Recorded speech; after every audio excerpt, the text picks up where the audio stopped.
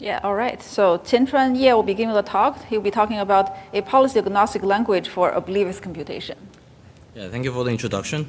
My name is Qianchuan, and this is a joint work with my advisor, Delaware. This is about a policy-agnostic language for oblivious computation. So the first question is, what is oblivious computation?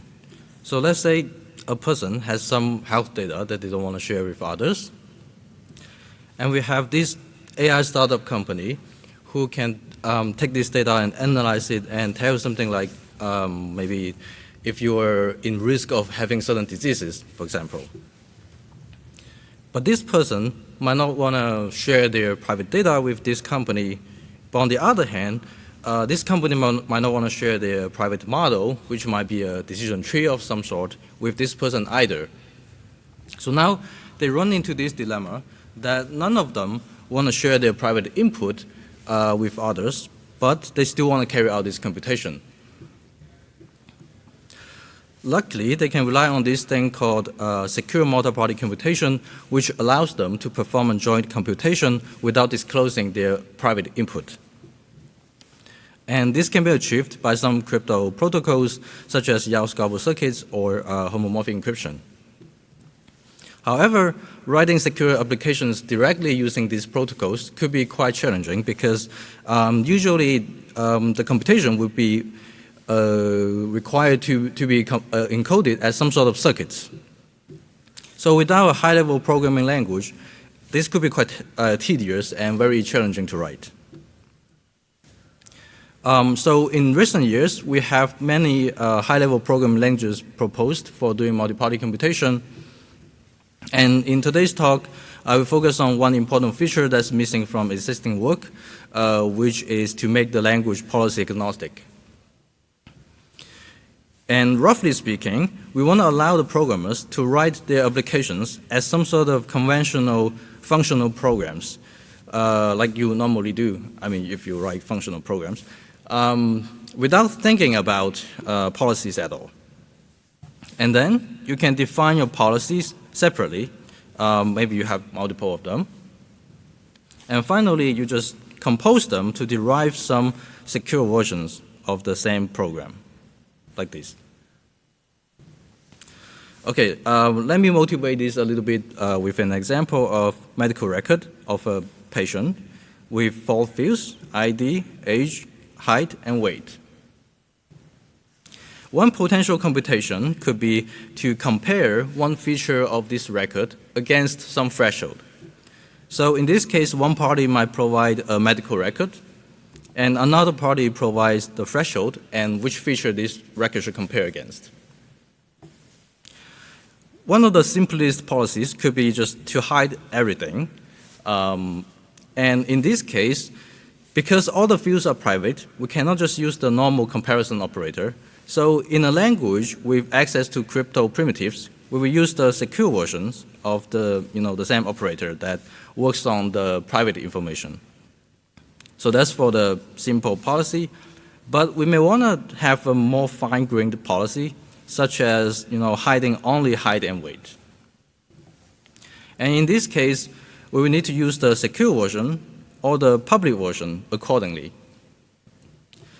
But we may have a more complex policy like this either-or policy that says either the ID of the record or the data, which is height and weight in this case, is private. And this policy is inspired by some privacy rules that allow either personally identifiable information or medical data to be disclosed, but not both. So this policy essentially enforces a relation over these fields. And the computation becomes more complicated because now you will need to check if a particular record chooses to disclose their ID or their data, and you will have to use the appropriate operations according to this choice. As you can tell from these examples, the programs will need to be restructured according to the policies, and we also need to make sure the control flow only depends on the public information, otherwise you risk leaking information through side channels. And it only gets more complicated when we consider recursive data types. For example, one party may provide a decision tree, and another party still provides this medical record.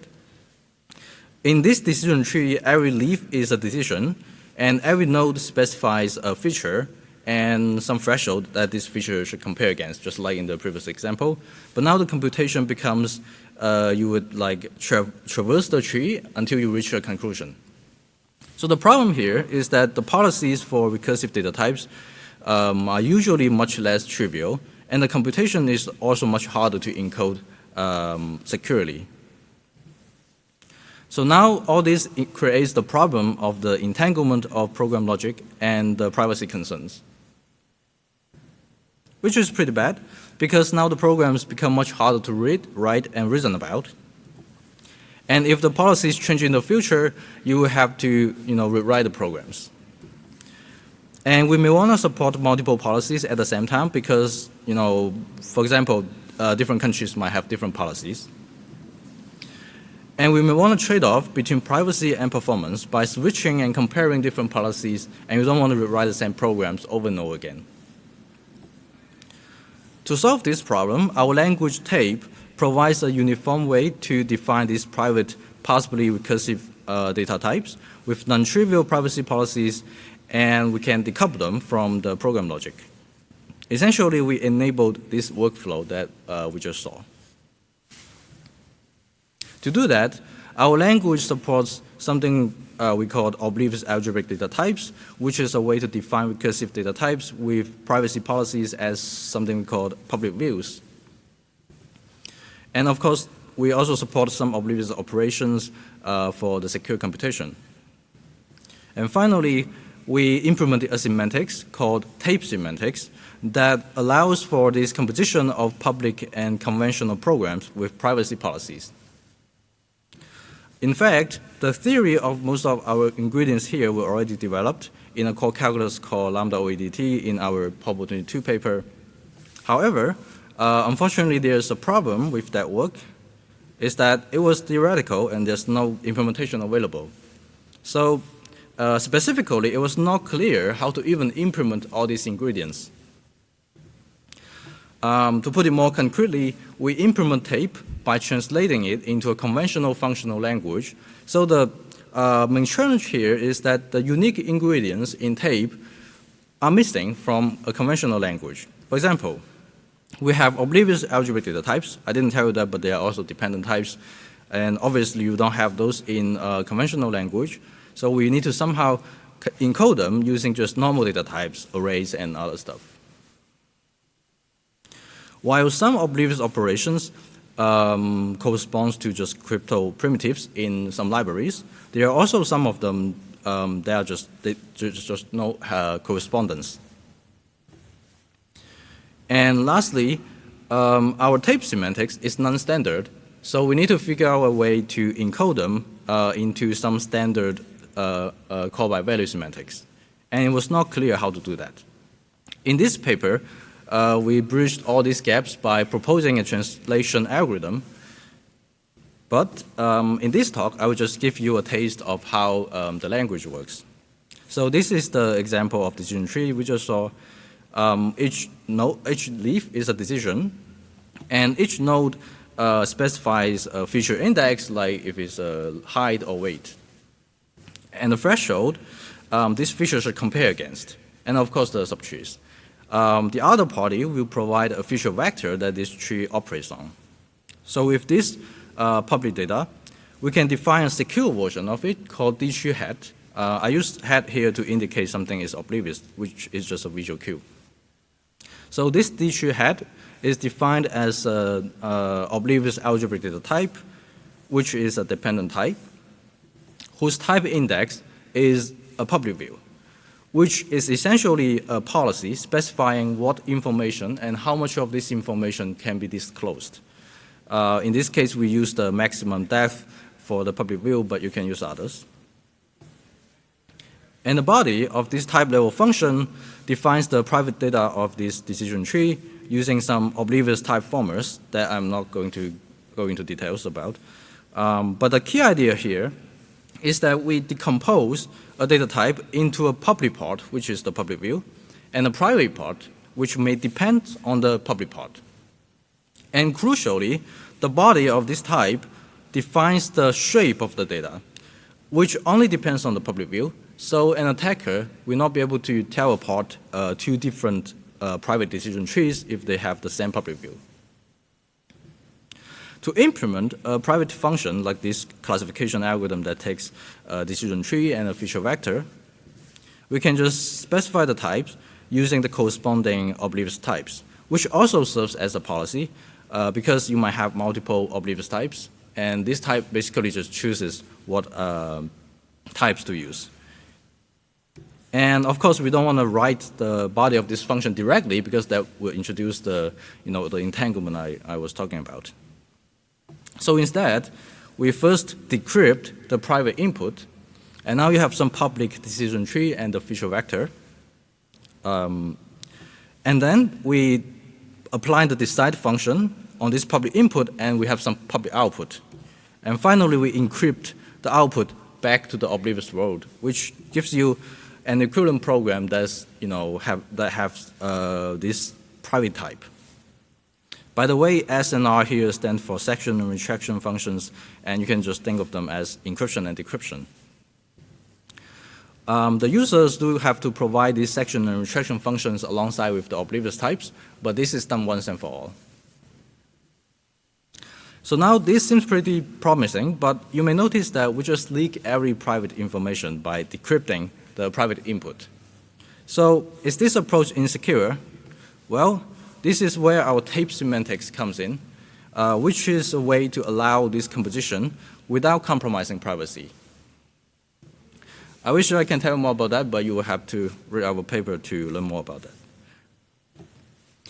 But I do have a theorem to show you, which can hopefully convince you that our approach is safe, in the sense that no private information can be inferred by observing the execution traces. We have done some experiments. We implemented this type checker and the compiler that compiles the Taype source programs into some OCaml libraries that your secure applications can call into. And we use the EMP toolkit, which is based on Yao's protocols for the crypto backend. And we have done some case studies, such as the algorithms for medical records and a secure calculator, which basically encodes a private DSL and a private interpreter. And we have done some micro benchmarks to have a look on what the performance looked like. But here I'm going to just show you one use case that is how to do trade-off between performance and privacy. So we can just implement this decision tree and classification algorithm as some conventional programs without thinking about policies at all. And then we define policies as some oblivious types and their section and retraction functions. We have done 4 oblivious types with different public views. The first one is the maximum height, one that you just saw. And we also have a public view that discloses the spine, which is like the shape of the tree. And this public view further discloses the feature each node compares against. And we have another public view that just discloses everything of the decision tree. But I have to clarify here, the other party still provides a private feature vector, so we still need to protect the private information from the other party. And finally, you just need to compose all these pieces to derive the secure programs. And here's a plot that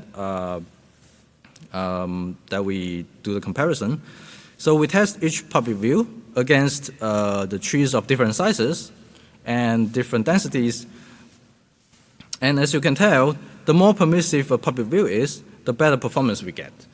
And this also helps us to decide on what public view is best suited for your applications. For example, if you know your trees are mostly dense, then a stricter public view is probably fine.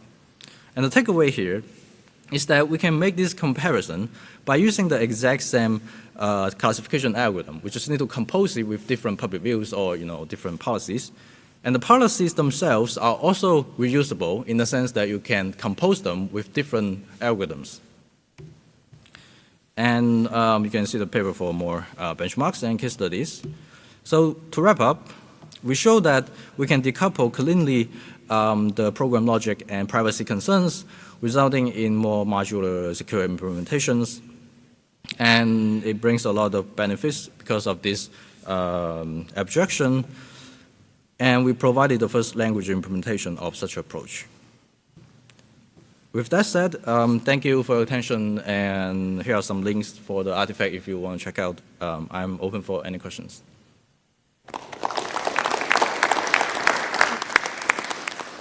Question line up here. I think one question is, because you had the Popple paper for theory, now you implement, are there differences between the paper you wrote? You realize, oh, actually, that's not what I wanted, and yeah, comment on that. So if I understand correctly, so your question is about the difference between the theory we developed in the previous work or this work and the implementation we have. Okay. Yeah. So in order to make the compilation work, we have done some tweaks in the calculus.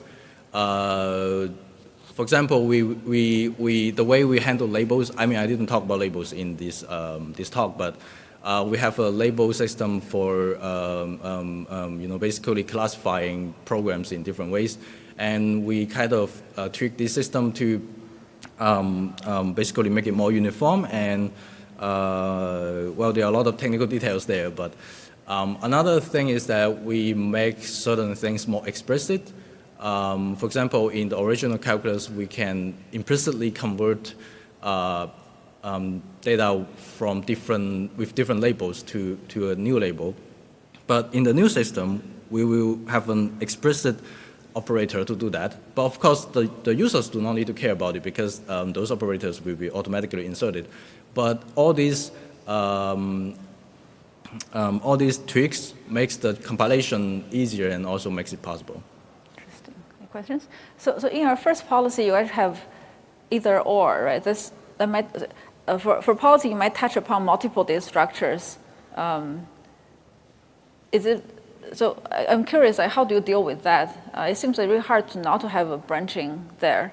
Like, I understand if you have a policy on a specific data structure, that seems to be clearly you can pull it out of your implementation. However, if your policy touch upon multiple data structures, there's some dependency going on. How do you do that to make it agnostic again?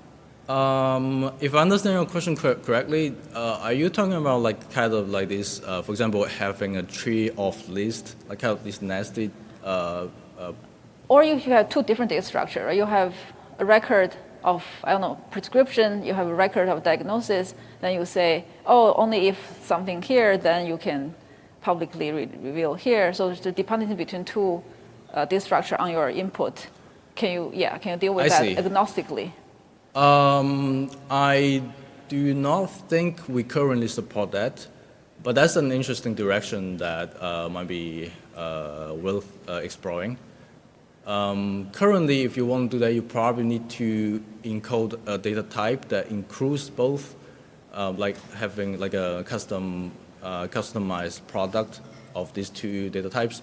But yeah, that's definitely something worth thinking. Yeah. Let me check online.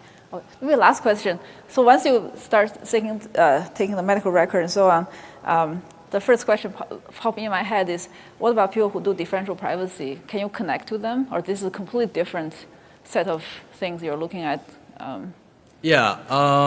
So regarding the relation to differential privacy, I have not thought too much about it, but I don't think they are the same problem, because differential privacy is like you actually reveal something, right? But in a way that it is fine, because like you have a lot of other data points and you kind of like obfuscate like for example, the average of something, because you are one of many things. But here we don't actually reveal any information. The crypto protocols will ensure that you are able to actually carry out the computation without releasing any private information. So I think there are like different problems. Got it. Thank you. Let's thank speaker again. So last one. Last speaker.